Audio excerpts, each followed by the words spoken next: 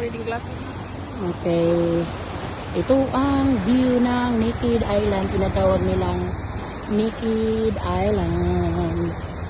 Ano lang siya, maliit lang siya. Talagang naked talaga. Walang laman-laman kundi ang magandang tanawin. At saka napakaraming foreigner. Para kami lang yata yung mga flat nose dito.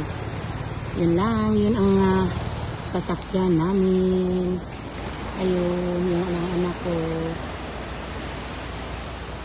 Maganda talaga siya. Ayun. Naked Island. Ayun.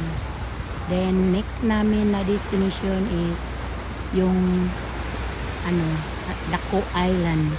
Tinatawag niyo lang Daku Island kasi malaki daw. Mga every 1 hour lang pala ang nila limit sa dito sa every ninyo destination is 1 hour.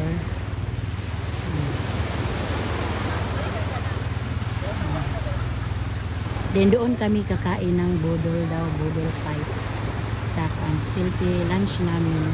Dala na yan sa bayad namin na 1.5 if it's person.